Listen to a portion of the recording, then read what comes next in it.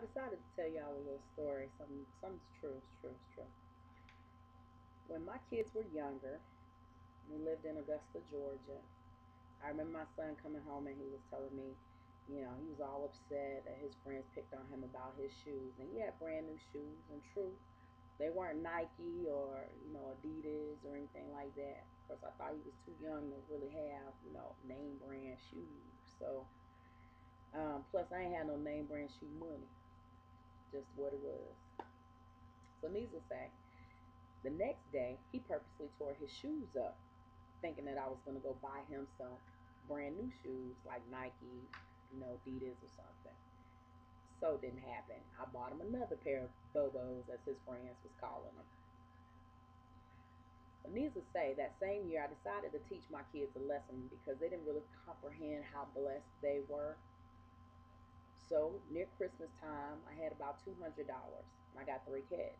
So I told them, you have about $60 a piece to spend at the store to get whatever you want for Christmas. We were doing something different. So they were all excited. Oh, they were just so excited. So they went in the store and they bought the stuff that they wanted for Christmas. And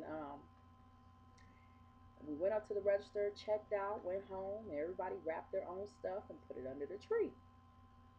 So the day before Christmas, I took all the gifts and put them in the car. And I told the kids to get in the car, and we left, went down to a homeless shelter.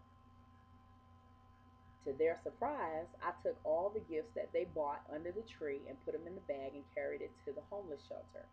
And we had families that were already pre-picked out that had, certain age kids, like the same size and age of my kids, age appropriate toys, gifts, whatever. And I made my kids present those gifts to those children. Now, true, my son was hot like a firecracker, my oldest child.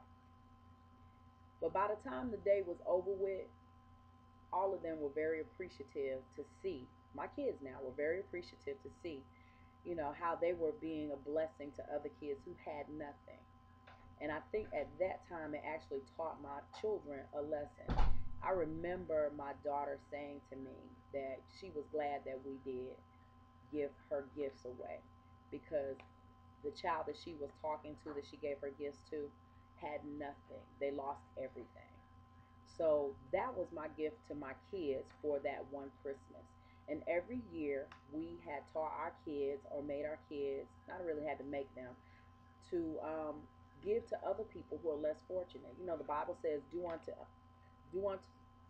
others that you will have them to do unto you. Do unto others as you would have them do unto you. You want a new gift? You like gold? Buy somebody else a new gift that like gold. I'm a thrift store girl. I will go to a thrift store and I will get something simple at the thrift store. That's me. So if I'm at the thrift store, what I would like, I would get for somebody else. If you know a person that likes new stuff, then get them what they like. Because I want somebody to get me what I like. That's what it's all about. Not getting anything for yourself or doing for yourself. It's nice to do for yourself, but there are other people less fortunate. We say we're going to celebrate Jesus Christ's birthday, and look, I'm not knocking anybody for your choices. You do what you do. But if we say we're doing it and we're celebrating Jesus Christ's birthday, I figure if you're giving throughout the year and if you're receiving throughout the year, this time do what Jesus would have done. He did for others. He never did anything for himself. That's what it's about. He said, you do to the least of these, you have done unto me. So me doing it unto myself is not the least of these because I don't lack anything.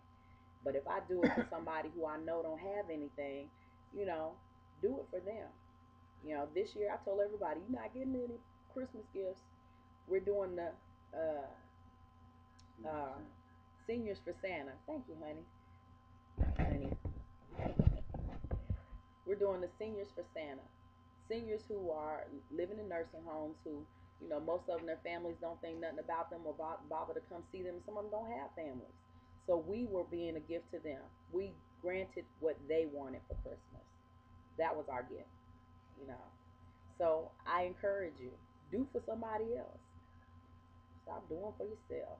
Stop being selfish. Anyway, stay fabulous. Have a Merry Christmas. Say have a Merry Christmas, honey. Have a Merry Christmas. He's studying the word. Bless his heart. See, doing his word. All right. Bye bye. Ta ta. Au revoir.